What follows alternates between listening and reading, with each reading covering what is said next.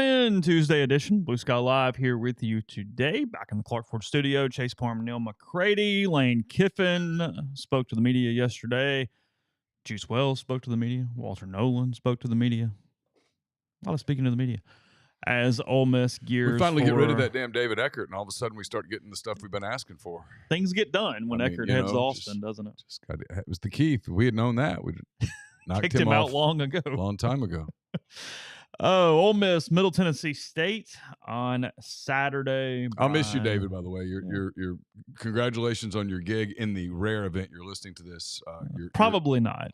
You're phenomenal at what you do. You will do extremely well, and best of luck.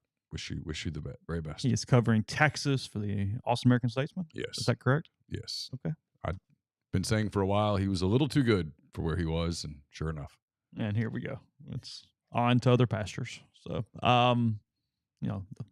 what do they call their things? The back 40? What's the south 40 acres? Well, yeah, but like I don't know. Okay. Nah, is it just 40 acres? I'm not fully familiar with. You're not up on your Texas lexicon to this point of them being in the league? Not at all. Okay.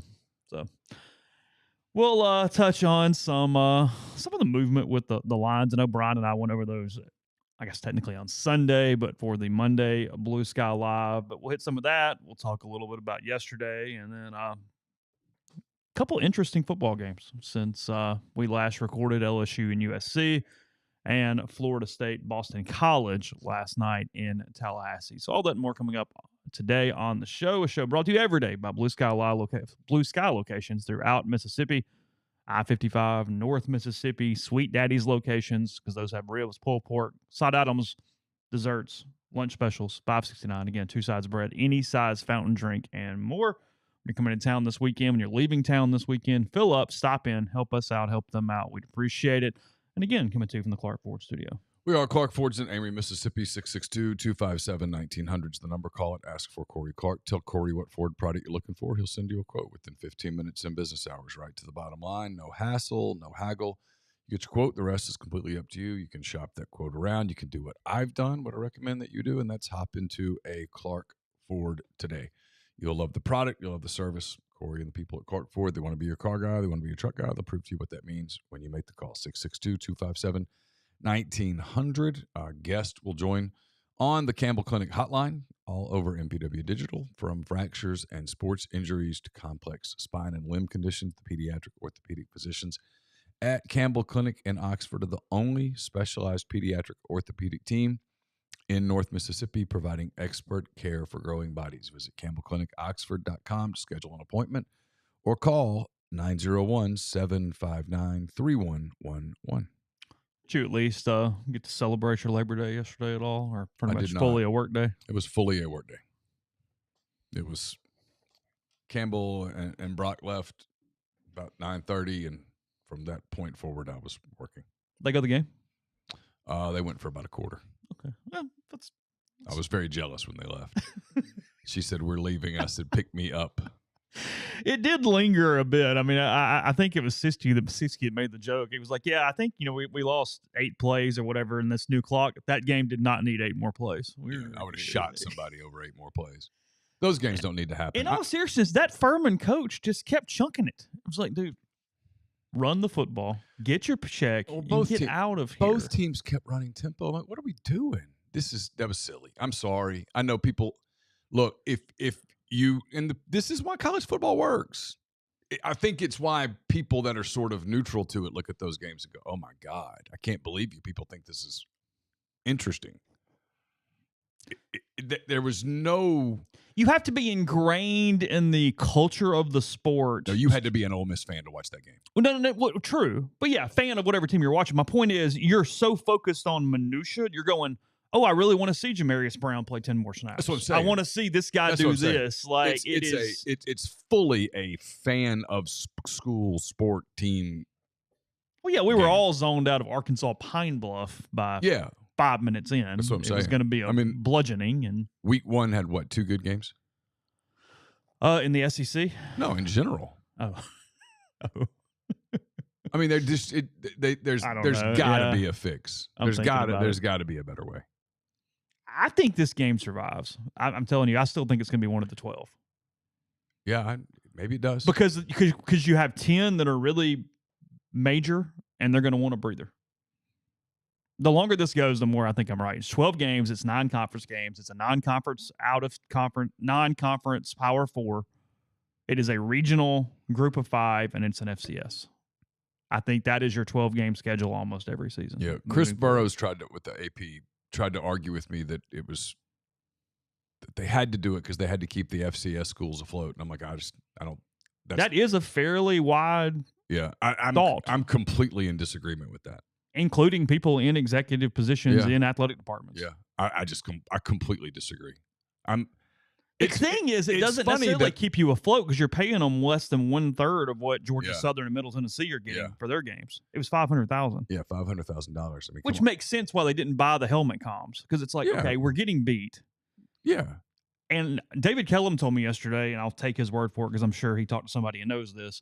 Furman can use the helmet comms in the regular season, but they've been banned from the FCS playoffs. Oh. So in their minds, why do it all year? And then when you get to the playoffs, and I'm assuming that's a budgetary thing because not every FCS team would be able to afford that. I would assume. Because anybody who's on defense, especially like Ole Miss, I think they have 4 potential players that have the green dot, the helmet comms. Well, they have to have 2 helmets each because every player has to have one with and without based off the other person who would potentially have it while they're on the field. Right. Plus the special teams. So. Right. And the system and the whole deal, and it's a thing.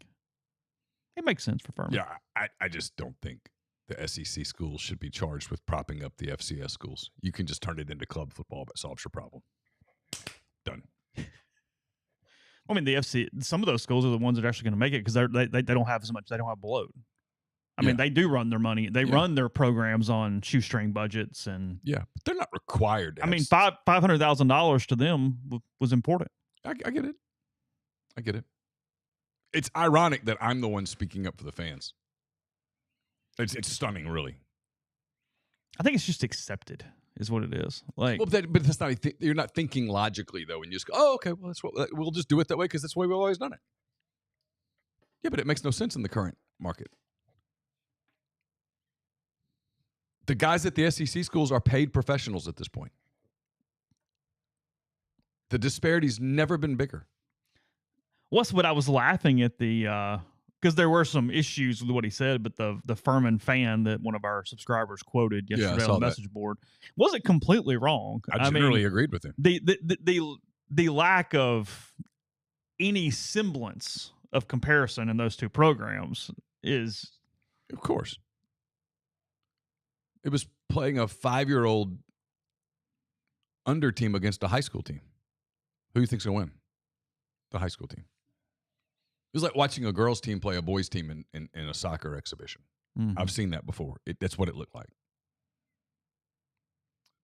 Beat them by as much as you want to beat them by. Ole Miss could have easily scored 100 points. And it's possible. Look, it won't be exactly the same, but it's possible that Middle Tennessee doesn't pose a ton more threat on Saturday. Oh, it's likely. Middle Tennessee got up 21-11. I think Tennessee Tech came back, and then Middle Tennessee scored late to win 32-25 over Eagles. I don't know. It's a bird. Got a lot of Middle Tennessee content coming your way. I did a question and answer thing, interviewing one of their guys. GoMiddle.com. Yeah, interviewing one of their guys at 4 today, I think. Oh, really? Who are you interviewing? I can't remember the name. I got to go look at it in a minute. Okay. Talked to Chris Lowe yesterday for MPW about Digital middle? Extra. Not about middle. We did not mention middle. Middle has the 6th most transfers in Division One. Is that ton right? of transfers. Derek Mason brought in 30-something players, and apparently tried to play damn near all of them on Saturday. I was told he played 5 tight ends in the first 2 series of the game. I was told it's a new team. Just kept. Derek Mason has not gone away from the vest yet. He had the vest on during his press conference yesterday. Still, he looks good in the vest. Derek can pull the vest off. Yeah, he's always been. He's a well fit, well put together dude. Yeah. Derek's Lane Kiffin was complimentary of Derek Mason yesterday. Yeah, I mean, I think Derek's generally respected in the coaching fraternity. He's a good coach, pretty much. Yeah, it's a really good coach for Middle. Looks fit enough to wear a vest. You got to be kind of fit to wear a vest because you look clunky and Well, if you're because it fills you up. I mean, if yeah, you're yeah, chunky, yeah. it's not the best look. You look like the Pillsbury Doughboy, the Michelin Man. I mean, Little bit. you add pounds to yourself.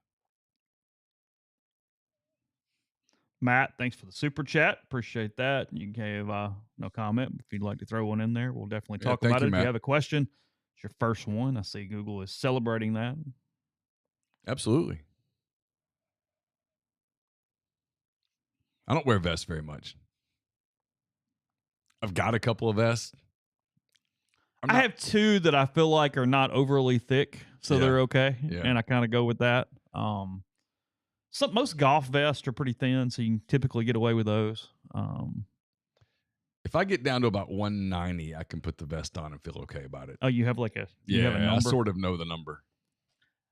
Mine is like if I can fit in a certain pair of pants. I Yeah. kind of have that pair of pants where you go, hey. Yeah. When it doesn't, you go, that's not where we're at right now. And The then pants if you of do, truth. Yeah, very much so. Yeah. The pants of truth. The pants of truth exist more than the scale because the scale can fluctuate a little bit depending on some of your fitness and muscle and other stuff too. So the scale's not great. The pants. Hey, no lying from the pants. They don't lie. The scale can lie to you a little bit because you can be okay, but kind of be having some water weight on you, or vice versa. You can be like dehydrated and get on the scale, and it'll be like, oh, look at that. But it's like, no, not really. But the pants don't lie.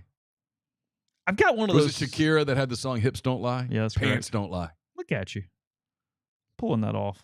I like Shakira. Oh, Matt did pop in with, I think, said Rebel fans super chatted whiskey and wine with hilarious results last night. You guys deserve some love too. Have a great week. Appreciate you, Matt. Thank you, Matt. For that. Yeah, I saw whiskey and wine had 41,000 views as of yesterday. Like, yeah, I mean, I love all the people that are like, man, that show sucks. I'm like, you watched it.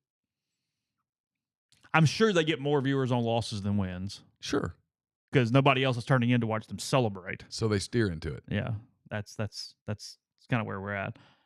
Do the scales work? No, I'm interested. Do the scale? I've got one, but I'm curious. Can those scales that give you like your water percentages and bone density and stuff, like, is that it all accurate? Like, and how? I just don't see it. It says it like throws the signals through your feet and up, and I'm like, I don't know. I think it just records your weight, and if you lose weight, it goes, oh, let's throw a little more, let's say this number changed too. I can buy that. I'm pretty skeptical. Yeah, like they record who you are. It like takes multiple things. Like it knows if somebody else is on the scale and not you. But beyond that, yeah, I'll move the scale around. And then if it just keeps giving me the same number, I'm like, you son of a bitch. And that ruins my day. But if I get like one lower, I'm like, oh, okay, this is the spot. Oh, really? Oh, yeah, 100%. Your head should be studied by science, shouldn't it? I mean, I should. Listen, when I die, there's not going to be a funeral. There's not going to be, so that they should absolutely just, before they just set me on fire someplace, take the brain out and study it because something went horribly wrong. So you want to be cremated? Oh, absolutely. 100%. Well, you can do funerals around cremation. Yeah, I've said this many times. You can just set a portrait up there on the table and I'll walk up and say something to the portrait. I've said this many times. If anyone here ever attends my funeral, you will know that funeral was held completely against my wishes. It's not for you though; it's for your loved ones. I understand that. It would be if I could view it from the dead, I would view it as a tremendous sign of disrespect. Like I asked for this for years. What about a party instead? Just move on. Let it be over. It's over. Next. There's no point in everybody spending money to fly someplace. There's just next. Next day. I forget the brand name of the scale that I have. Is it yeah, and the whole ashes thing is in a dumpster. Be done. Move on. No, they're gonna be on the mantle. No. Mantle. No, that's not good. That's kind of mantle. No. Top of the closet. Laura's next husband wouldn't like that. You know, I mean. Hey, hon, what's that? Oh, it's the ashes. That'd be a little much.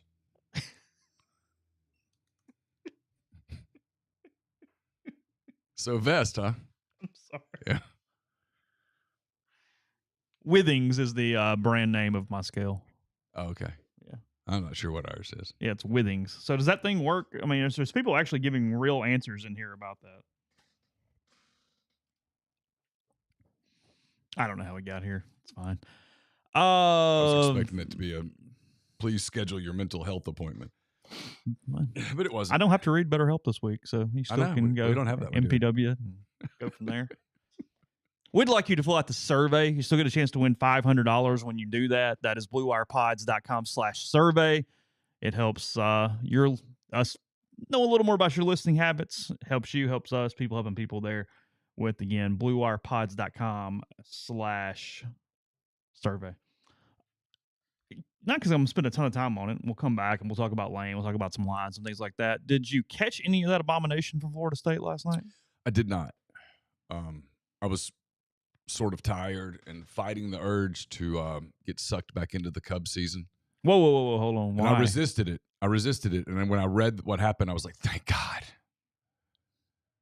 Well, they pulled within 3 games of the playoffs, and I was like, man, this is September. I'm like, maybe. Did your adrenaline get going a little bit? And I kind of was like, oh, I should pay really a little bit.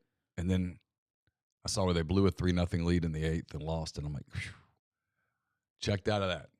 Checked in, like the GIF, Homer Simpson, the in and out. Yeah. Turned the circle and headed right back out. But no, I did not. I did not watch Florida State, Boston College.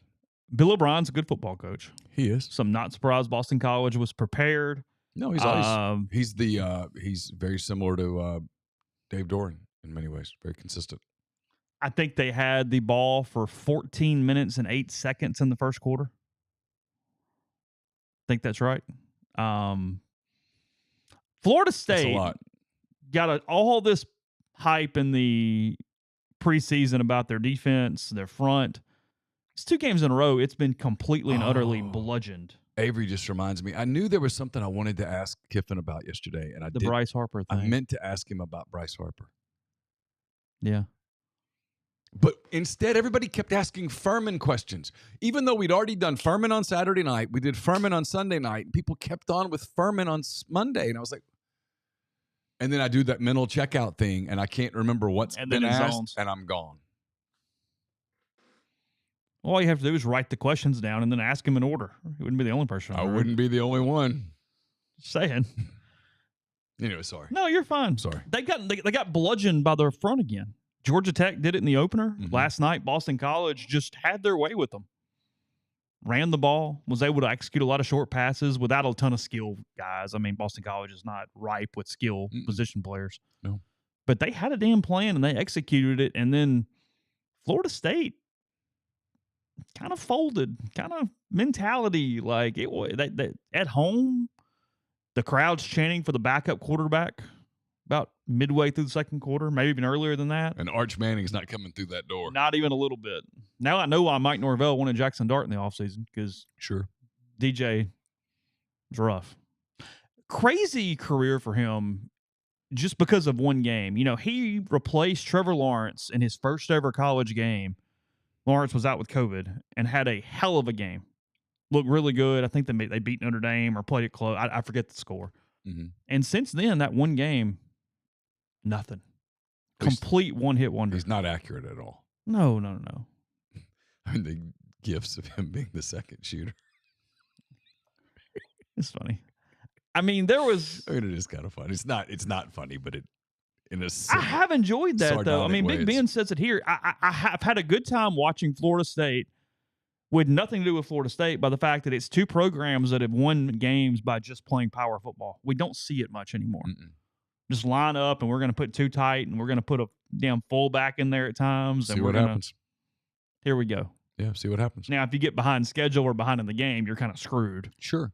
But if you can lean on them. But if you don't have the athletes to compete the other way, that's the one way you can try to shorten the game and make a game of it. And if it works, it works. And if it doesn't, you weren't supposed to win anyway. Boston College didn't go into the playoff. So play your game. See what happens. I mean, that's Brent Key's kind of football. Line up. Let's get physical. Georgia Tech's not supposed to make the playoffs. So line up and see what happens. See if you can scare the hell out of somebody. It's a good point from the stream. Florida State took a ton of portal guys, but they took second and third teamers from big-time programs. Mm-hmm. That doesn't mean you're getting big-time players. That means you're getting guys that they were either okay walking or they would have had to overpay to keep. Well, I mean, I've got a working theory, and it's too early to completely call it right, but the evidence is beginning to stack in my favor. If you're taking players from programs and they've only been at that program for a year or less, they're okay handing them to you. They let them walk out the door. Okay? They didn't fight to keep them. And there was usually a reason for that. It's not like LSU getting the Lacey kid from South Alabama. He had a big year at South Alabama. Then they threw a bunch of money at him. Yeah. Ole Miss got Yam Banks from South Alabama. He had a big year at South Alabama. Then Ole Miss threw a bunch of money at him. It's totally different than, I mean, I'm Michael Trigg. USC was like, yeah, see you. You look like a Greek god. I get it. But we sort of know who you are. Mm-hmm. Peace out. How'd that go? There's a lot of that. And I think sometimes some of these programs, and I think Florida State might be one of them, gets sucked into that a little bit. Real quick here, because Florida State's fascinating, always because of where they're sitting in this ACC and this lawsuit and what they're doing moving forward. And then, two, the parallels that was the guy that Ole Miss wanted. When they hired Lane, Norvell was first on their list, made a run at him before the Lane stuff got real. Very brief run. Yeah, but because he was going to Florida State. Yeah. I mean, it wasn't without the want from an Ole Miss side. They had that year last year. That is what it is. They're scheduled the rest of the way. Losable games. I mean, if you lose to Boston College, you lose to damn near anybody. I was going to say. I mean, I'm really intrigued on September the 14th. They have a bye or whatever the hell you want to call it because they play the 14th. Memphis. Oh, where? I guess Tallahassee. Okay. But their next game is Memphis. Oh. That's losable. Now, Memphis does not have the prototype that Boston College and Georgia Tech do. Not going to line up and run at you and be physical and play that game. But Florida State schedule, Memphis, that really traditional ACC matchup with Cal they have coming in week 4. That'd be exciting. At SMU. Losable. Mm-hmm. Clemson. Probably losable, although I did not think Clemson looked good the other day. But I thought they were physical up front. Yes. Georgia made you look less than you really are. Georgia's really good. I mean, I talked to Siski about this on the postgame show. If you told me Clemson goes 10-2, I'm not at all shocked because somebody still got to beat them. Yeah. I know Klubnik's not great, but he's putting it nicely. I was being very fair to Kate Klubnik and his family when I said that. Duke sucks. At Miami's an L. Go ahead and chalk that one up. North Carolina's not a gimme. No, probably not. At Notre Dame's an L. Yes, an L. And then Charleston Southern, and then whatever the hell that game against Florida looks like at the end of the season. 2 pissed off fan bases in that stadium. That's a columnist dream right there. No matter what, we got something. End of a season. Everybody's gone. I get to take shots at people that I'm sick of. Here, you're the columnist for the Orlando Sentinel. Who do you want me to write about? Go for it. Yeah. Awesome. Uh-huh. Kaboom. Of course, in today's college football, that would mean Napier. And in this case, look, Norvell's not getting fired. No. Some of those hot takes yesterday, but I was like, shut up. But he could go 7-5 and have a miserable freaking year. I had no question about that. And Napier probably won't be there by then. Because 7-5 still means you beat everybody but Clemson, Miami, and Notre Dame. See where Napier talked about fans in the closet? Yeah, I'll get to that. Or in the basement. I'll get there in a minute. Do Florida homes even have a basement? You wouldn't want to have a basement in a home in Florida, would you? Sea level and all? I don't know. You're in Gainesville. You're not in Miami. It's like Key West. I mean, I get it. I don't know. When I think basements, I think Midwest. Yeah. You know? Stereotypical. Well, yeah, because you don't really worry about flooding in the Midwest. In Florida, you got to worry about, hurricanes and stuff. I mean, you know? Let us know. Are there basements in Gainesville? But you think, because Billy probably doesn't have a basement, but yet he went there.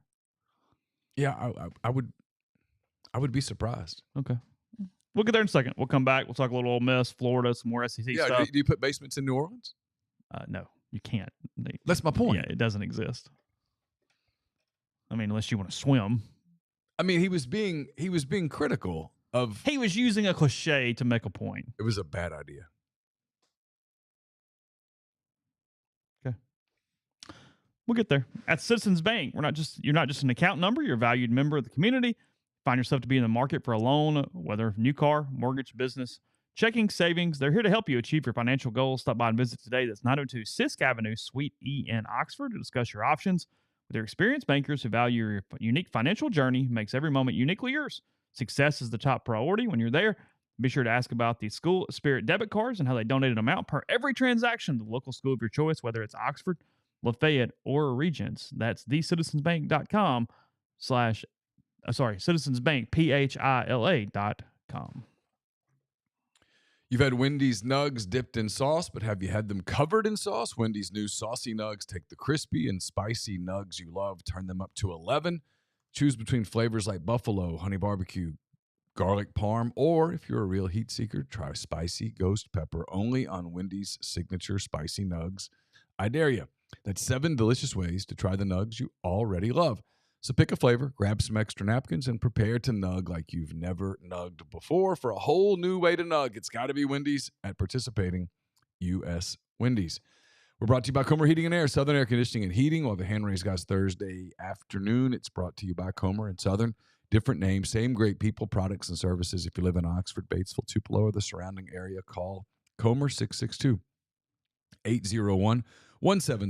If you live in Hernando, Memphis, South Haven, that area, call the people at Southern 662-429-4429. We're brought to you by Window Hero. From window cleaning to pressure washing, gutter cleaning, gutter guards, and everything in between, Window Hero has the experience, equipment, and expertise to make your property look and feel brand new. If you're in North Mississippi, let Window Hero make your home or business's exterior look amazing. Their experts are fully bonded and ensure they provide specialized equipment, exclusive cleaning solutions, a satisfaction guarantee, and they can clean up to 4 stories on buildings. They've got locations in Oxford, Tupelo, Pontotoc, Holly Springs, New Albany, and more. Roby and Susan Allen are dedicated to helping Oxford and all of North Mississippi with their windows, gutters, and everything in between. So call Window Hero at 662-510-7077. You can also learn more at windowhero.com. We're brought to you by Ole Miss Southern Q Sauce. Ole Miss grads Hunter and Mimi Simpson formed Southern Q Craft Barbecue Sauce. Southern Q Sauce is crafted by hand in small batches to capture that tangy, sweet, smoky taste with just enough heat. The original recipe features the deep South flavors of apple cider, vinegar, sweet brown sugar, tomato, and hickory. It's a blend of Tennessee, Mississippi, and the Carolinas with a sweet, smoky finish. Southern Q Sauce also has a variety of really good rubs, from Old Faithful to Old Smoky, Honey Pecan, the Clucker, the Longhorn. Whether you're a professional pitmaster or an occasional backyard chef, Southern Q Sauce has the sauces and rubs to have your friends and family coming back for more. Check it out for yourself at southernqsauce.com. Use the discount code Rebel Grove for 15% off your order. Q Sauce is also available locally at Oxford Meat Market Company, as well as Barbecue All-Stars in South Haven, Finchers in Greenwood, Martin's Market in Flora, and Gift and Art Shop in Clarksdale. Again, that is the Citizens Bank, phila.com. A second ago, kind of messed that up. Podcast also brought to you by G&M Pharmacy, 662-236-2222. That is in Oxford. They deliver locally in the Oxford area. They also have Tyson Drugs in Holly Springs. It's on the square of Holly Springs. Again, they offer MedSync. For your prescriptions the same day each month, take care of you that way. They also transfer your medications very easily.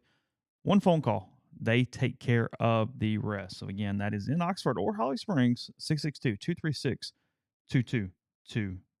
Yeah, Billy Napier. So this is after the 41-17 loss at home to the Miami Hurricanes on Saturday in a game that frankly didn't feel as close as 41-17 for the majority of it.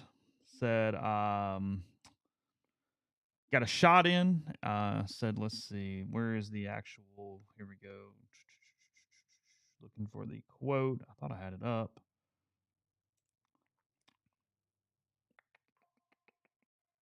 he did take some responsibility around it, but then he goes here, and that's where we go. If we can focus on those things and not what some guy in his basement in rural Central Florida is saying on social media, then we've got a chance to be better, right? I think that's the key, but sometimes you deserve criticism, and I think that's one of the things I'd say. I have no excuses. We got to go get it fixed. He did say that. Yeah. But speak of him. $26 million. $26 million. Clearly frustrated. Sure. Well, he doesn't. No one likes losing. But in no world do you go after a fan. What the hell are you doing? Just frustration, man. They're humans.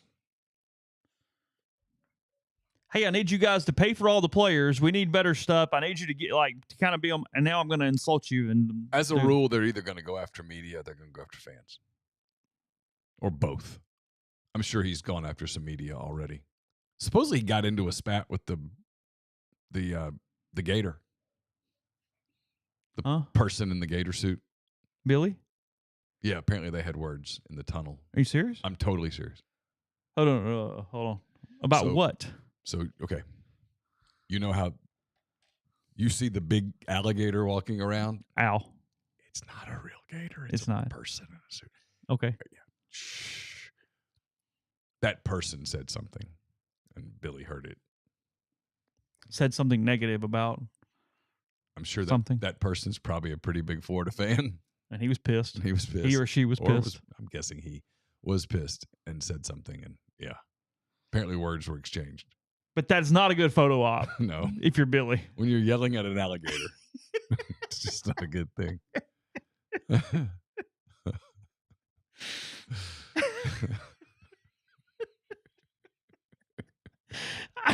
I mean, come on. Yeah, I mean. You get paid a lot of money to let the alligator be pissed off at you. Hugh Freeze once tried to go up into the crowd. I mean, these are human beings now. Was that after the double nickel game? I can't remember. Was that the state game that day, the last one? For some reason, it seems like it was another game, but I don't recall. Okay. He got very upset at fans. He heard what the fans were yelling. I mean, yeah, if you're the mascot, you don't say anything. No, frankly, by the rule, you're not supposed to talk. Right. That's rule number 1. But people get emotional. It was the opener. He's got to do this 11 more times. But that opener, they're going to have a crap. That wasn't a typical opener. That opener was hyped, and they were told, "Hey, you're going to see something different. We're there now."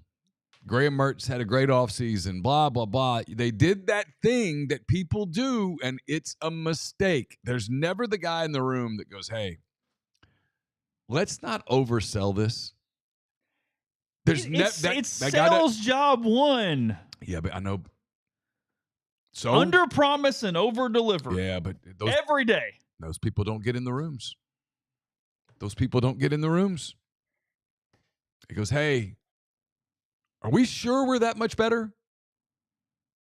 Because maybe we ought to stop telling people how much better we are." A&M 13, by the way. Oh. Johnny Manziel part 2. That was Freeze yelling in the crowd? Yeah. Okay. That was early on for yelling at the crowd. He's pretty sensitive. Things still going pretty well at that point. Was that when he called me and wanted me to see the film? That was that year. Yeah. Yeah. Yeah. Yeah. Because 12 is when Mike Evans just took over, and it was what it was. That was the 4th down shotgun thing. The maddest the message board might have ever been. Bo threw an interception to end the 13 game. Is that right? I don't remember. For some reason, I think that's right. I said this on Monday. I was tweeting about it, having fun on Saturday. He's going to play Samford this weekend. Mm-hmm. Billy Napier in Florida. Mm-hmm. Billy won't play. He'll coach. Samford on Saturday. The crowd's going to suck. Mm-hmm. They're going to be pissed off. If you win 100-0, it does not matter. Mm-mm. And then there is the very real chance they are underdogs in their final 10 games. 10. There's no guarantee they are favored in any of the final 10. You can make an argument for 2-10. Texas A&M at State. At State. Not a guarantee. No. UCF at home. Good luck on that game. Yeah, I'm trying to think from an odds maker They'll standpoint. be favored in that game, probably. Mildly. At Tennessee, they'll be a dog. Kentucky at home, they'll probably be a slight underdog. Georgia at Texas. Boy, Texas got athletes, dude. They do. They're good. LSU, Ole Miss, and then Florida State. Florida State, who knows? Yeah. But yeah, your point stands. Could be underdogs in 10 straight games. Yeah. I mean, probably won't be, but could be. Yeah. Could easily lose. Go ahead and cash your under 5.5. Yeah, you spend that money. Done. Merry Christmas.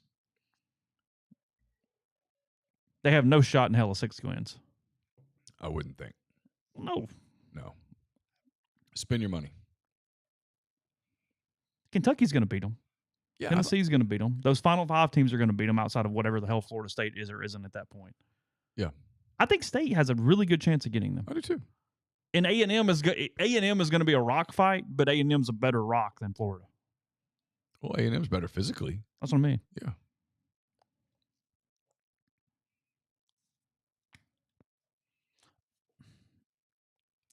What? I know we talk about. I mean, we obviously talked about the post-game show, but in general, when I watched SC and LSU,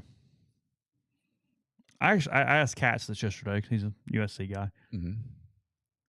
Did we see 2 really good teams in a good game, or did we see 2 above-average teams that were very competitive and matched well? I thought you saw 2 pretty good teams, but like 15 to 20 nationally. I don't know. Too early to say. You know what I mean, though? Yeah. Like I watched it and went. It's where I don't like some of the super hot takes from week 1 where people are like, "Oh, this team." All right. If LSU had played Alabama A&M, Furman, Pine Bluff, they would have put up a same kind of score. Agreed? Oh, yeah. Well, 70-something to nothing? Whatever. That's what everybody kind of did. If Auburn had played USC in Vegas, Auburn probably doesn't win. No, probably not.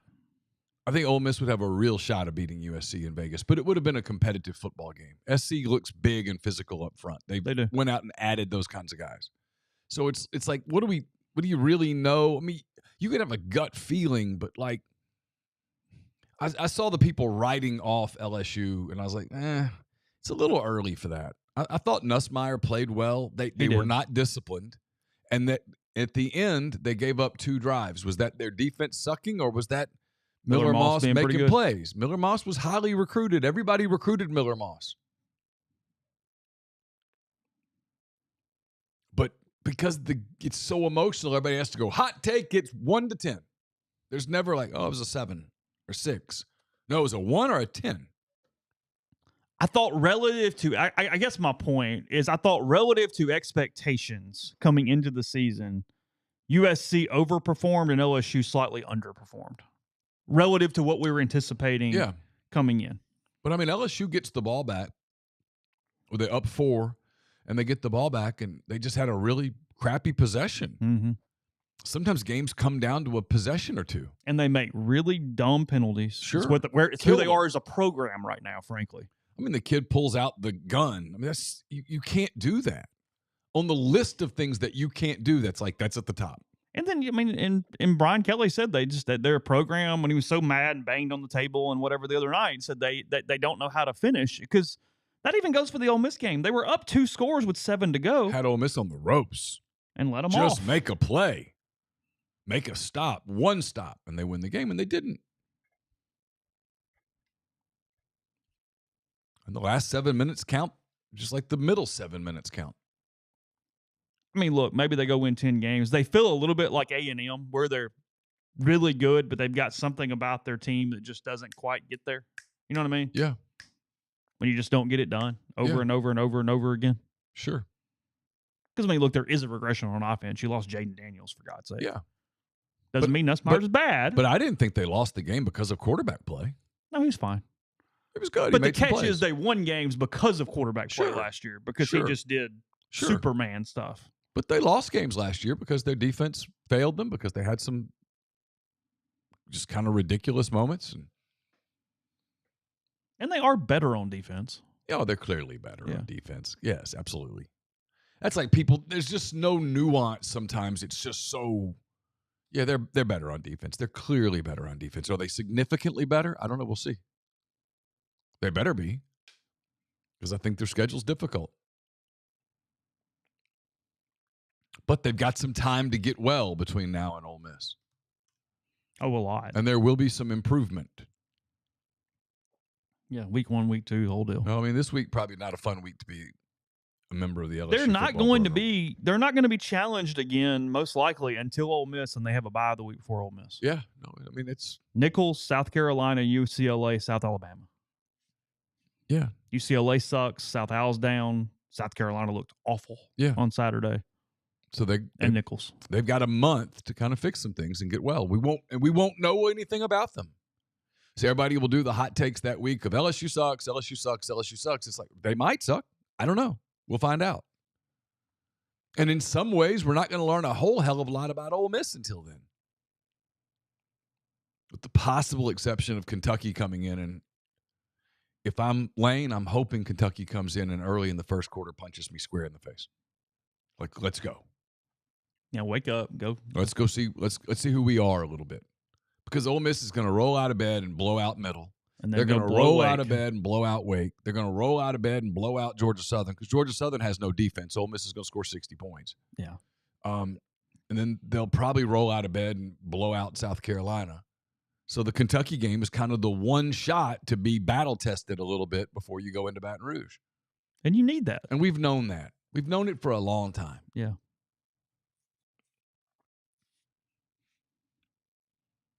I mean, I'm interested in LSU at South Carolina, but I see no way South Carolina wins that football game.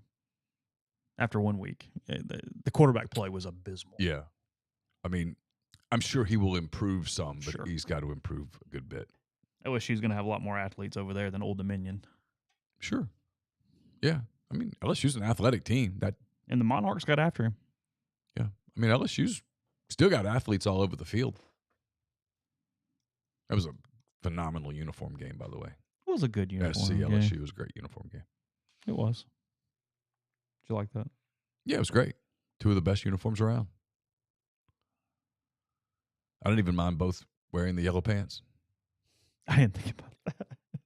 I kind of thought all the yellow pants were going to bother me, but they didn't. I never even noticed it, really. And Kentucky's uniform Saturday night, kudos, man. What'd they wear? I didn't see this. Simple. They went simple. Just blue and white? But they went, the helmet matched the jersey completely. White pant, perfect stripes. Everything was great. Good job, fellas. Went blue helmet, blue jersey. It was good. Really good look. We'll do Neal's picks on Thursday, obviously, but what's your immediate reaction on Texas giving a touchdown? I'm really tempted to take the horns and lay points. Yeah. They look good. Like, whoa. They look good. Michigan scuffled at home against Fresno in the opener. Mm-hmm. Yeah, Texas looked kind of Alabama-ish.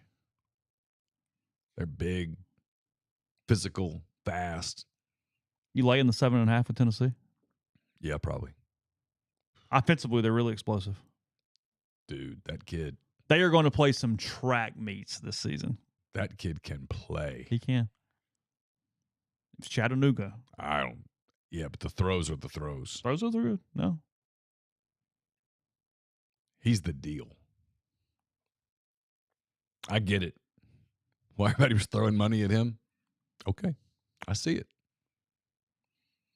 They're kind of bad in the secondary. I mean, there's going to be some 50-49 games. Oh, yeah. They're kind of LSU last year where you just go, let's very similar. Score. Yeah. But look, everybody having panic attacks. If you told me Tennessee's challenging for 10 wins, I totally get it. I feel fine about that flyer. Mm-hmm. I've kind of felt that way the entire time at Tennessee was my bracket buster, if you will. He's a beast. And I like that. I have no issue with that thought. He gives them a shot in virtually every game. He does. Schedule's not bad. 100% agree. Lane in a normal mood yesterday, I thought. Not good, not bad. Just kind of his typical game week. He was fine. We should have. I'm mad at myself. I had a bad day. I should have asked follow up on Juice Kiffin. On the dog? Yeah, because he gave us an injury report on Juice. He did. Stitches have to stay in a little longer. So he's just walk only. Walk only. Yeah. So I feel like we should have asked. Juice looked very sad in the pictures from the game Saturday. He was just kind of hanging out. He didn't get to go do chase his tee or any of that stuff. It's probably hard to keep a Labrador from running. I mean, I live with Labs. I know that look. Upset. That was I'm bored, kind of sad. This is not the way I want the day to go. Everyone's working against me right now. Nobody loves me. Yeah, it's kind of that. All the pats on the head didn't make it go better. So how do they keep him from? I mean, he's very well trained, so I guess he's not going to just take off. But they got it wrapped up. Because any animal of mine, I'd be like, oh, I'm screwed. They're taking off and doing God knows what. And he's had a good bit of training. Yeah, Wild Rose has been around for a minute with him. Yeah, that's fair. But I feel like it's not an unfair request for. But it's, I think Lane would answer like, "What happened?" I think we'd get the details of what happened. Like he tweeted, he cut himself with a knife. Yeah. So I'm merely guessing. So like. Well, Sally tweeted that it was a combination of carrying a knife and zoomies. Well, that's scary. That's what I'm saying. I mean, it sounds like this was almost completely off the rails. See, I was expecting like they had been cutting chicken or something, and he jumped up on the counter and got the knife, but maybe not. Like that's in my head when I heard it. That's kind of the way I had it. In my head, he grabbed the knife and took off running with it, not realizing that he was carrying a weapon. He probably thought it was a toy. Labradors kind of think everything is a toy. I've had 4. Could have been much worse. That's scary. Yeah. He could have hurt himself. Well, he did hurt himself, but he could have hurt 7 stitches. Could have hurt himself. Yeah. And then the Bryce Harper thing was a free space. That's completely bailed. I mean, that was unprompted. Bryce just Lane Kiffin. Yeah. One of the handful of names in Major League Baseball. Oh. Very arguably the most recognizable player in Major League Baseball. Yeah. Not even sure it's arguable. Walking down the street, you might recognize him before anyone else. Yeah, the only one that you might recognize equally would be Shohei Ohtani. Sure. Maybe Aaron Judge because he's so big. Maybe. But it'd be a size thing, not a facial recognition thing. Right. At that point. He admitted he will have to do something about injuries, but that is not today. Yeah. He laughed about it. He laughed. He was in a good mood. Yeah. I do, from speaking to a couple people, and I mean, we get very little information, even sort of through back channeling. It's hard to get a ton. I don't think Key Lawrence is injury related.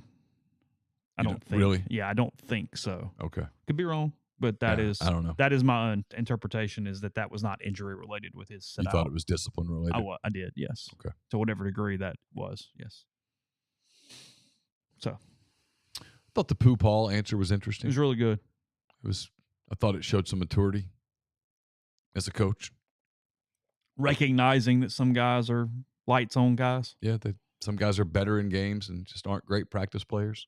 And that happens in every sport. Because it kind of validated people who'd been saying, hey, they've been a little underwhelmed.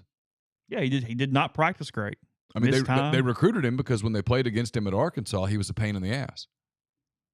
And then they brought him in, and he was kind of disappointing. A little big. A little slow, they thought. Yeah, but he's lost some weight and then found another gear in the games. And they're like, oh, well, that's a pleasant surprise. That's what we remember on the field. You'll take it. And there are guys that are not good practice players. Oh, I said every sport. I mean, that's the reason Dylan DeLucia didn't pitch for Ole Miss for months. He wasn't very good in inter-squads. He was bored. Yeah. I mean, Allen Iverson once famously said, we talking about practice? I mean, we talking about practice? But there is a version of Lane Kiffin or other coaches go, nope, you didn't practice well, not playing. No. Oh, we're gonna go give it this guy. Nick Saban. It's fair. There's a process. You got to earn it. Saw he and Miss Terry just hanging out in the club suites at Bryant Denny on Saturday. Chilling. I mean, he's living his best life retirement. Was it Texas A&M doing a little game day? I mean, I was glad the Southwest flight was on time, you know? Oh, yeah. Yeah.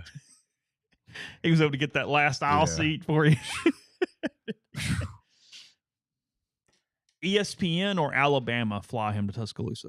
Either. I'm asking which one. I don't know. Whoever. Whoever was asked first. My guess is ESPN flew him, but You think so? I think everyone's pleased with the whole situation. Alabama's indebted forever. So whatever. And frankly, and this is coming from someone that doesn't really like the show, he makes the show watchable. Oh, the show is as good as it's been in decades right now. Because I said this on the message board Saturday. He makes me like McAfee more because of their juxtaposition. Yep. Because they're sitting beside each other and you're getting these 180 takes and the way this works. And Saban's really good and Pat has his thing and they sort of balance each other in a way that, because I think in some ways Saban needs Pat too, because he gets kind of quiet at times. He doesn't really elaborate at times. Yeah. You kind of let him get picked at a little and open up and do it. I think that McAfee's not intimidated by it. no, I think even where they're at on the stage helps. Yeah. And they sort of make it work. It's actually fairly compelling TV right now. I watched 30 minutes of it on Saturday, which is 30 minutes more than I'd probably watched in years combined. Frankly, I thought the show the last few years sucked. I thought it was boring. I thought they were propping up Corso. Mm-hmm. I thought I thought it was sad. Yeah. I did. Sure. And you don't watch, and frankly, if you're someone like me who has other things that you think about doing, like running errands or going for a run or turning on English Premier League, there is competition for my attention at 9 in the morning. Mm-hmm. And that show had lost it.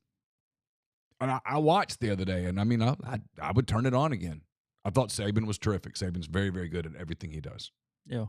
He was great. But I would think he's loosening up as time goes on. Yeah. I would think ESPN's like, yeah, you want us to fly you somewhere, we'll fly you. Yeah. We'll get you there for kickoff. Don't worry. I mean, he's answered the question about do you miss it pretty honestly. Yeah, parts of it he misses. Mm-hmm. But the man's in his 70s. I mean, it's good for him for going and enjoying his life. And one more take on that. We'll come back. We'll talk about that one second. First, Prime Shrimp, primeshrimp.com.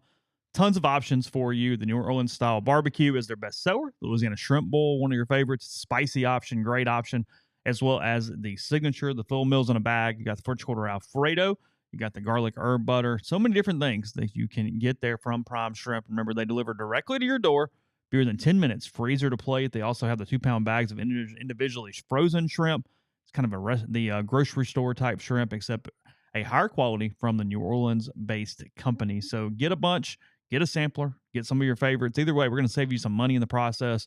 Use code RG when you do that. Primeshrimp.com. 5 pouches or more, 25% off. That's code RG at primeshrimp.com. Elevate your game day look with officially licensed Ole Miss socks designed to show off that Rebel pride while providing unmatched comfort. Join the Dead Soxy crew outside the pavilion near Vaught Hemingway Stadium this Saturday from noon until kickoff for exclusive game day deals. Don't miss out on incredible savings. Dead Soxy will be offering buy 2, get 1 free at the pop-up. Also enter your name to get a free 7-pack, no purchase necessary. While you're there, check out the Sockscription service. Get the latest Ole Miss socks before anyone else. Come say hi to the crew and leave with the best socks in the game. As always, stay Soxy. Chris Lowe and Ben Mintz and others will join me on MPW Digital Extra this week. It's presented by Rustic Revivals. Based out of Flowood, Mississippi, Rustic Revivals builds tables and other furniture by hand with locally sourced lumber. The husband and wife team of Josh and Ashley Pierce specialize in custom-ordered tables, beds, dressers, coffee tables, bookshelves, decorative cabinets, and chairs. They also have a limited selection of ready-for-pickup pieces available in their shop. Rustic Revivals delivers within 250 miles of Flowood, and all pieces are sealed for protection. Podcast listeners can take 10% off their purchase by using the code REBELS10. The QR code is on the YouTube stream. It'll also be in on the Rebel Grove content item accompanying the podcast, or you can just go to rusticrevivalsms.com. Check them out on Facebook at Rustic Revivals MS, Rustic Revivals on Instagram, or you can order directly by calling 228-217-1243 or email rusticrevivals@gmail.com. Are you retiring soon? How long should you wait to take Social Security? What accounts should you pull from first? Are you already retired? Should you consider Roth conversions? These are just some of the questions that can only be answered with a personalized retirement income plan. Andrew Sego Wealth Management specializes in helping folks just like you come up with their retirement game plan. Whether you meet at his office in Collierville or prefer Zoom from anywhere, schedule a free discovery meeting. See what they can do for you. It's rebelsretire.com. Grenada Home Center has paints by Benjamin Moore, Pittsburgh Paints, Farrell Calhoun, flooring of any and all types, stone countertops, whether you're looking for granite, quartz, or anything else. They've got window treatments from plantation shutters to whatever else suits your fantasy or your fancy, not fantasy. Ooh. I mean, I guess some people fantasize about countertops and stuff. I mean, once you get to a certain age, just thinking out loud. It's Grenada Home Center, 1301 Sunset Drive, Suite H in Grenada. Call them at 662-226-3127. They also do contract work, so get in touch with them if you're looking to get something done. Kind of all over North Mississippi. Arnett's Fine Jeweler is a fourth-generation jeweler located in the old Lamons Jewelry Building on North Lamar Avenue in Oxford. They offer expert jewelry repair, diamond engagement rings, wedding bands, stackable diamonds, and much, much more. Super gifts for many occasions, birthdays, graduation, anniversary gifts. They can also help you find an awesome gift for Christmas at Arnett's. They want to be your jeweler. So what I was going to say is, one game preseason, but I've been really, and look, this isn't a shock. He's won a lot of football games. I've been really impressed how DeBoer has kind of handled making it his program with that looming over you. And even just on the sidelines, you can already tell it's a different era. He's sort of always cheery and laughing and cutting up. And it's a little jarring because we're so used to the last 2 decades of this robot. Chris and I talked about this also. Chris spent the last week, a good bit of the week in Tuscaloosa, was there Saturday. He's writing about that probably as we speak. Look, the guy wins everywhere he goes. Mm-hmm. He's incredibly confident. He might have been the one guy. I mean, I can think of one other guy, but the one guy who would have walked into that building and just made it his. And yet still does the, hey, yeah, I did talk to Saban. Absolutely. Yeah, we're not arrogant about it. Just not going to, hey, this is my program now. No, it's Nick Saban. He won a lot. Won a bunch. Has a statue. Mm-hmm. Whole deal. He's not going away. He's watching over you right now. He's here now. Yep. And frankly, you'd be an idiot not to utilize that resource. Hey, there's Nick Saban. I could ask him his thoughts on something, but nah. Said Saban called him on Thursday, wished him luck, told him, hey, tell the guys I'm thinking about them. And there are some guys who would bristle at all that. Be like, hey, did you talk to Coach Saban this week? Hey, right now we're really focused. We're really focused on Western Kentucky. Seriously? Yeah. No, you're not. Florida State opens with Alabama next year, by the way, in week 1. Give me Bama. Yeah. I haven't given you a line yet. I don't care. Okay. Does LSU have one of these dumb games again next year? They should stop. They're 0-3 now. Yeah. They have not won an opener since Joe Burrow. Yeah. They have started 0-1 every season since Joe Burrow. They should schedule Nichols to open next season. They appear to need a warm-up That game. was my one thing I did really chuckle at on Whiskey and Wine was Abear I pay so much money for the Citadel in week 1 right now. Like just can you just get off on a 1-0 start to kind of get us going a little bit? Like, yeah. Can we just go? That's all. Play Clemson next year, according to Grind. Oh. See, like they open at Clemson. Not even neutral site, at Clemson. Yeah, I mean, why? What's in it for you? But good for them. At the same time, I mean, thank God it's a watchable game. They open with Clemson home and home the next 2 seasons. Okay. There and then in Baton Rouge. Okay. and then they play Houston in Houston in 2027 to open. Okay. The Cougars. And then they do a home and home with massive LSU fan base in Houston. and then a home and home with Arizona State, and then a home and home with Utah. Okay. I mean, that is their upcoming schedule. I credit them for scheduling. I'd be hypocritical otherwise because the whole Furman thing was just, frankly, the whole second half was kind of torture. You got to see Austin Simmons. You got to see Walker Howard. You got to see William Eccles. I did. I did. Got to see Cam Franklin. I did. Who finished with 6 tackles. He was good. He would have been the best player on Furman's team. What?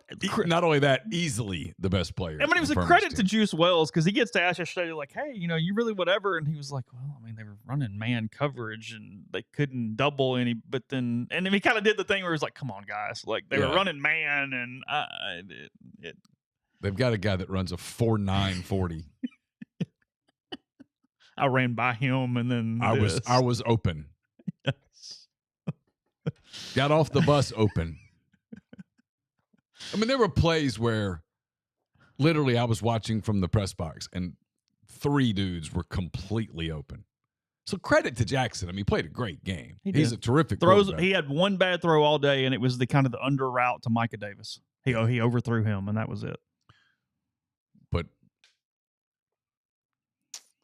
I don't know that their receivers will be that open all season.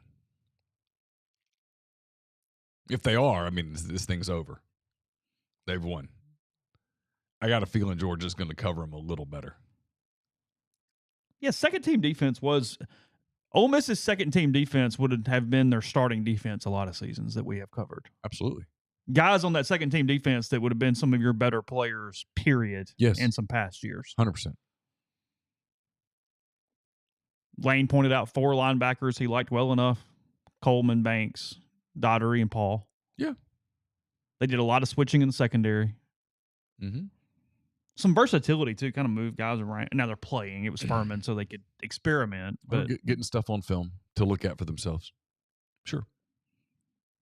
No, listen, I mean, I'm not belittling what Ole Miss did. I referred to their effort as elite. They looked like an elite team. They did. I'm just saying, got a feeling Georgia's secondary is going to be better than Furman's. Just stab in the dark. No, it's why I'm not giving up completely on Clemson, because I think Georgia just affects you in so many ways that is not fair to completely 100. judge you at that point. That's the best team Clemson will play all year. Yes. And if I'm Dabo, I steer into that this week. Hey, that's as good as we're going to face. Won't play anybody better. I thought getting Simmons that level of reps last night just for your own or Saturday night just for your own evaluation was good. Mm-hmm. Got to see him do really well. Throw to Lee was excellent on his first pass, and then kind of lagged a little. Yeah, made some mistakes. To run it. Made some errors. Learn from mistakes. Looked like a young quarterback because he is a young quarterback. He did. And there's no reason. I mean, Dart is so hyper competitive as a player that sometimes I think you have to protect him from himself. Because he is going to run and do things. What happened the other day? I mean, he late in the first half, he two plays in a row took off with it. Yeah, and I think the decision got made right there, including jumping in the air over a linebacker once. And going, hey, Lane was. I think I told you on the postgame show. I mean, I was watching Lane on that play, and he looked like he suffered a mild coronary. That's it. Go get his helmet and let's stop this. Yeah. I mean, Lane was probably like, thank God I've been working on my fitness, because that might have been the end right there. Because you can't tell Jackson slow down. He's not going to. No, so you get him off the field. Yeah. Don't run, stand in the pocket, throw it away. He's not going to do that. I think you play him into the third quarter Saturday. But look, you get him off the field again and you get Simmons in there. Because they're going to route him. Of course. They're a 40-point favorite. And I'm laying them. When's the last time they were a 40-point favorite against a FBS team? I don't know. You're better at the history stuff than I am. Yeah, I don't know. I mean, I'm laying. Is it up to 40? It's 40.5, and I'm laying it without a moment's hesitation. Are you? Yes. Over/under is 60. Over. Ole Miss is going to get in the 50s by themselves. So if Middle scores one time, probably score once.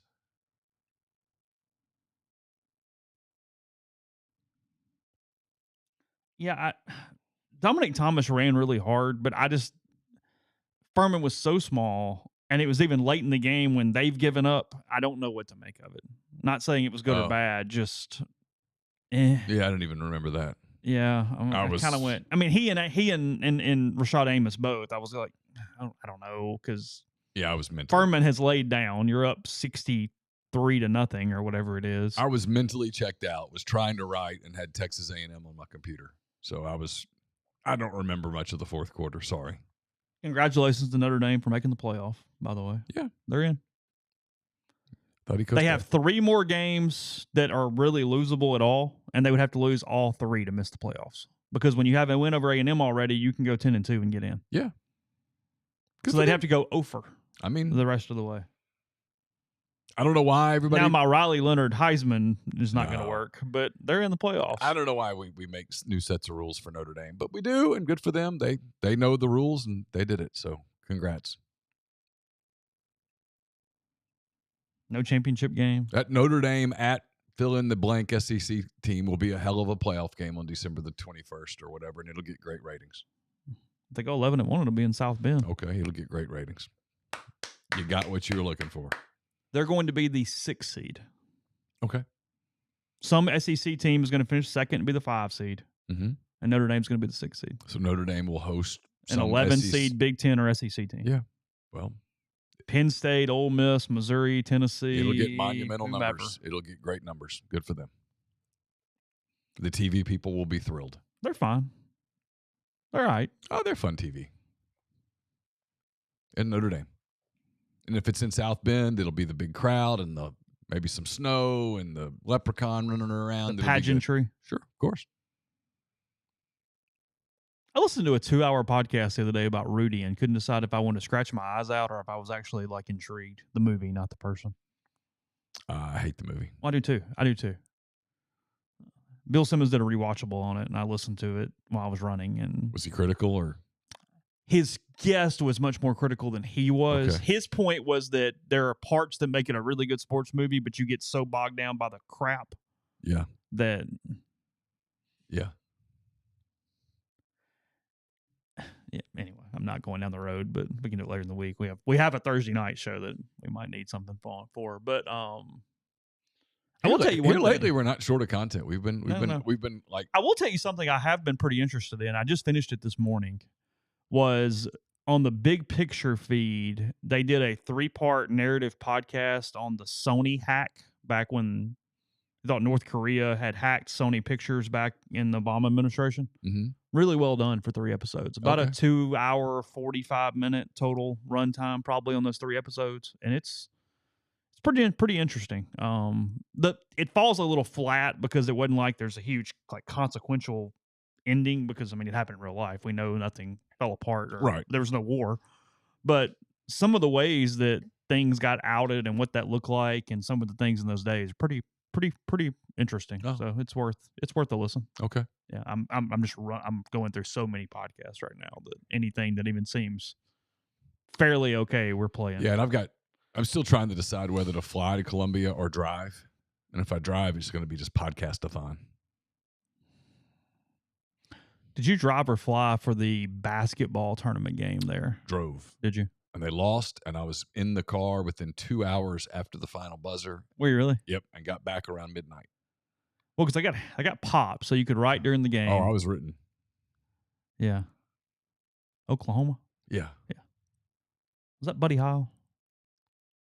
No, he was gone by then, I think. Was he? I don't know. Ole Miss just was terrible that day. Okay. They were really bad. They were bad, and Oklahoma shot it fairly well, and that was a blowout. It was over. Yeah, that's fair. Kermit just was losing it. Mm-hmm. I had a seat right behind the Ole Miss bench, and I could have written a complete column on Kermit. Yeah. Yeah. But at the time, you were like, well, they'll be back. They were not back. They have not been back. Yeah, narrator. No. that was the high point. You didn't know it. No. Yeah, I remember the post game talking to Blake Henson. Got an 8 seed. It was like, whoa. I was talking to Blake Henson, and he was like, yeah, man, we have a lot of recruits coming.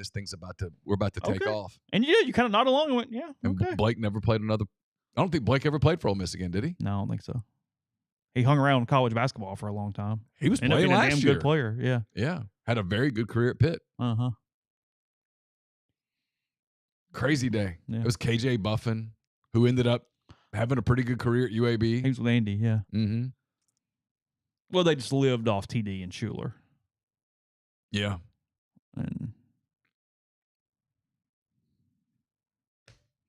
But yes, I drove. Okay. It's a long drive, but it's drivable. Okay. It's 8 hours. Okay. And so it's that deal where you can fly, and the flight's about $600. Just enough to annoy you. And so by the time you fly, then you got to rent a car, or you can Uber. You can do all the Uber stuff there, although you know the Uber prices are going to be crazy. I don't know. Okay. And then if that game's 52-7, I'm going to be like, yeah.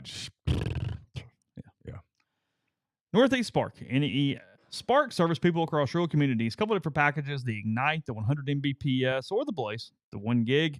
It is their fastest option available. Your hometown team bringing you world-class broadband. That's NESpark.com. 662-238-3159. Phone service, parental controls, network security, wireless mesh extender for those who need the extra help, and more. Again, that's 662-238-3159. The College Corner is the place to stop if you are heading in this weekend for the Middle Tennessee game.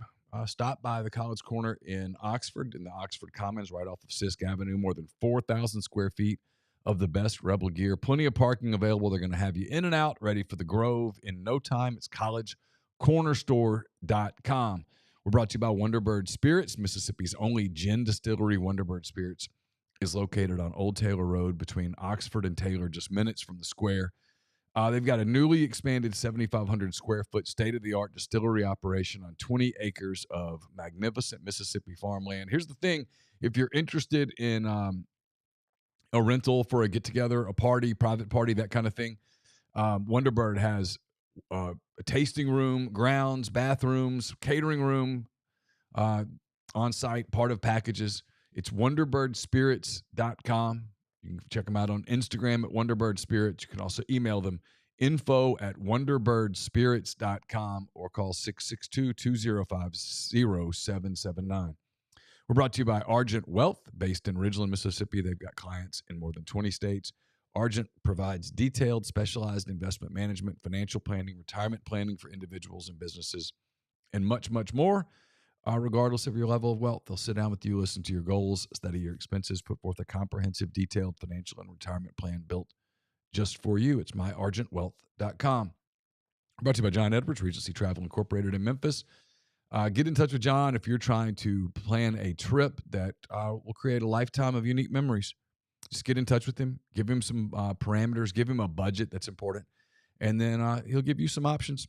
And you don't have to live in or near Memphis to take advantage of his services. 901-494-3387 or send him an email, jedwards@regencytravel.net. Get the beautiful, healthy smile you deserve at Corinth Dental. Dr. Bubba McQueen, Dr. Jenny Beth Hendrick are devoted to restoring and enhancing the natural beauty of your smile using conservative, state-of-the-art procedures that will result in a beautiful, long-lasting smile. From routine checkups to advanced treatment, including implants and Invisalign, Corinth Dental is here to help you achieve your smile goals. Schedule your appointment today. Take the first step toward a better version of yourself. It's corinthdental.com. I've got what he said, what he meant up at rebelgrove.com. It's brought to you by Andy Ludicky of myperfectfranchise.net. Andy owns multiple franchises and businesses. He uses his expertise to help others find their American dream through a very thorough and free consultation process. So call Andy. Put your life and your career in your own hands. It's 100% free. You've got nothing to lose. It's myperfectfranchise.net or 404-973-9901. Open Doors, which is an NIL company that really kind of helps athletes get market value and probably has as much reputable numbers on what guys are legitimately making as anyone else. They had opened up sort of their books for the New York Times, and I saw that the estimate is just for the starting 22 of a title contending college football team is about $10.5 million when you average out what the top teams in the country are paying the starters at different positions. Mm-hmm. So somewhere around $10.5 million for a offense and defense starting in a Power 4 conference that is potentially title contending. Said that comes out to about $820,000 for your quarterback. Starting wide receivers, $610,000. Linemen are $550 and $470 respectively. linebackers 440, defensive backs 410, and running backs 340,000 of your starting positions Okay. on average of title contending teams. Numbers that have been verified: Quinn Ewers making 1.7 million, Arch Manning making 3.1 million as the So they've got backup. $5 million at the quarterback position. They do. Yes, that is correct. Now Arch's is national Right.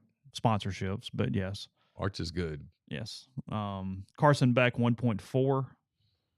And then on the women's side, the top two, Livy Dunn 3.9 million and Paige Becker's 1.4 million. Okay. So that is your rundown there. Didn't think we'd mention women's sports here, but Caitlin Clark, by the way, just destroying the WNBA. Turns out she's really good at basketball.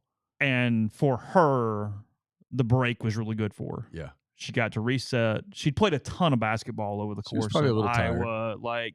Well, And got in the film room. Like, what's interesting is watching some of the analysis of it, of ways her game has actually changed in that month off, and as she adapts and was able to slow down and really work on certain things that were affecting her negatively. Her second to that year, point, she might tear the league up. they're not going to have as high of a draft pick this year, but they got pieces. It's a fun team to watch. She's not by herself. No, they've got other players. It's interesting. I've stayed engaged. I'm not saying I'm watching it every night, but I've stayed engaged. I'm glad. I have a decent verse. I'm glad to see her do well. There were so many people that were hating on her. I was glad that she proved them wrong.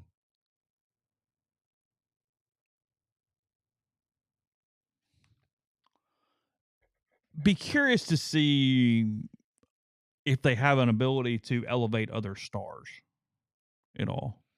It's like Asia Wilson's about to win another MVP, and she's incredible, and nobody, it just doesn't resonate right to the level of anything else. So, does that kind of pop culture side of it move for anybody else? And I don't know the answer to that. Yeah, I don't either. I think that's the next thing, is just kind of seeing. Well, it might be even some of the younger college players that'll come out that you saw. Juju Watkins and that you saw Beckers because of Caitlin Clark. Mm-hmm. Maybe you don't recognize the older players, but you start recognizing the younger players. And I think that's very possible.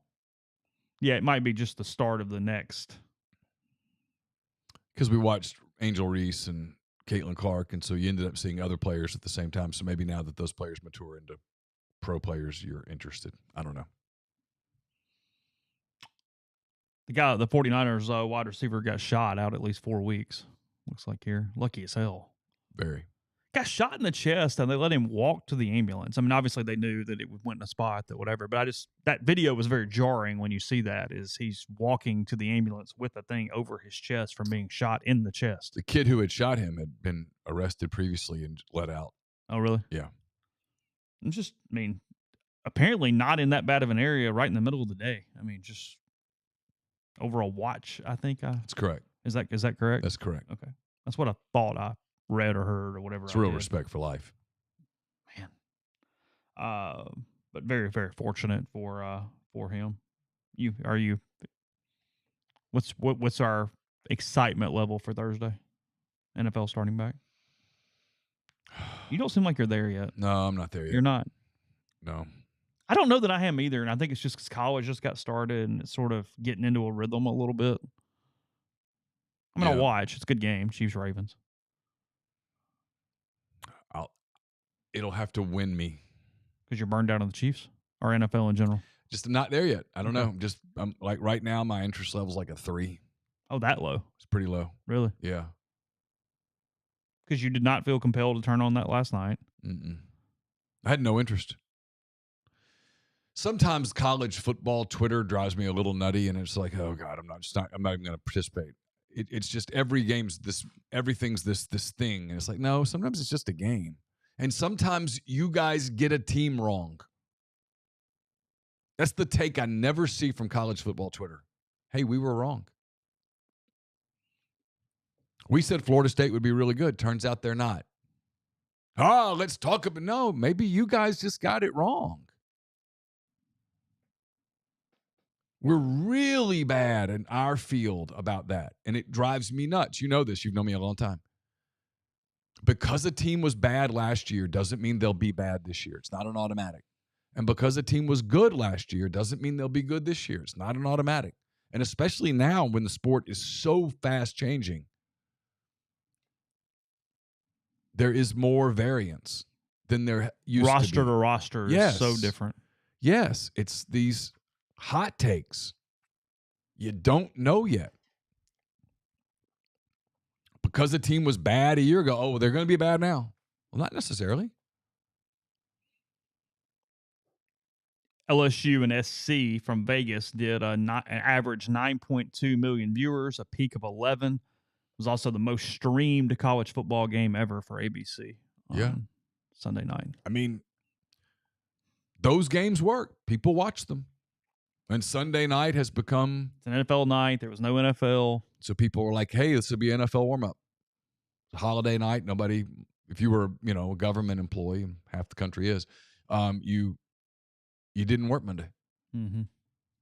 So you had a night. You could kind of enjoy it. And sure, that was on. It was an entertaining game. Didn't get decided till the fourth quarter. Recognizable brands. Team from L.A. But LSU's one of the probably more watched programs in the country. I mean, people get mad about it, and I totally understand why. But why does LSU always get a lot of primetime slots? Well, they get big numbers. That's why. But I totally get why fans are like, it's ridiculous. It's not fair. It's not. I agree completely. But that's why. I think I talked about this last week. Speaking of that, first kind of in the new iteration, if you will, first episode of Bourbon South, I had it out this morning. It was in YouTube as well as in a podcast in our feed. So check that out. And then next week, week 2, speaking of that topic, Michael Thompson, now the head of the SEC Network, joined us. We've already recorded it, so I know what he says, but we talk a lot about time slots, 11 a.m. games, why certain teams are where. What did he say about 11 a.m. games? Because he's kind of been on both sides of that. He laughed about it because he said, when I'm at Ole Miss, I don't care anything about Ole Miss, and I'm pissed because I'm trying to get people in the stadium. But he discussed that it's essentially they go straight off research that Disney has he goes an overwhelming amount that you would be amazed by of the things that they factor in to tell us where most likely to put teams. And he said that it's a little bit of chicken or the egg because it's not technically giving a team an advantage or putting them here, but that they absolutely have certain markers to figure out which teams play relative to other teams better in certain time slots, if you will. Which teams play better?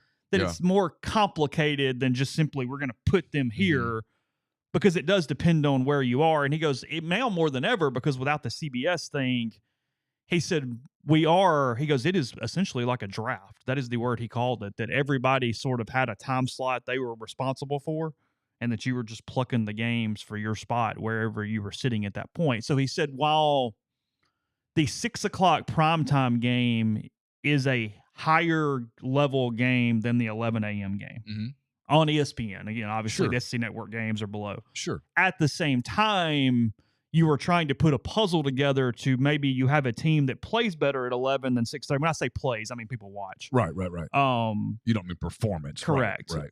And you go, well, we might sacrifice a little here to get this here. He goes, and he goes, nothing's in a vacuum. We're never going, hey, this team just goes at 11.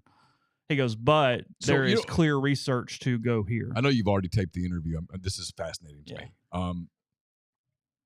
They've gone to this both Fox and Game Day have gone to this. All right, we've got these 11 o'clock games. For Fox, they call it Big Noon because a lot of it's East Coast. Got this noon game. The teams are getting into the stadium 2 hours before the game. We can get the coach on the show live. Do we want a big name coach on the show where we can go, hey, we're going to go to Oxford and talk to Lane Kiffin, everybody? Well, and the answer is yes, because you're trying to not have them flip over to Fox. You're trying to keep them at 11. That's what he's saying. And he goes, so if Ole Miss is at home playing at 11, you get Lane Kiffin on the show at 9:50, walking around in Vaught Hemingway, being funny Lane in his suit. And if Ole Miss didn't play until 5, well, Kiffin's not in the stadium yet. You get him at the hotel, but it's not the same TV pop as you get watching him walk and talk on the field and maybe Juice is serious. I mean, I'm being totally serious. I mean, you got the dog around him and all that stuff. You've got that part of the show. I'm wondering if, because those two shows now are so competitive against one another, with Urban Meyer on one and Nick Saban on the other and all that, if all of those things factor in as well. Or even just the 1 hour differences on time zones. Some's 12, some's 11. Sure. How are you moving those around at different junctures? Yeah, because if you're going into a Kentucky game, it's a noon game. Yeah. There's even that playing into it. But we spend a good bit of time on that next week. That'll be out next Tuesday morning with Michael. So RebelGrove.com, a lot of coverage up from yesterday. Go ahead. Just real quick, I'll have a mailbag up to you tomorrow. It's brought to you by Art Hayes, Sotheby's International Realty. If you're thinking of making a move, put the power of Sotheby's to work for you.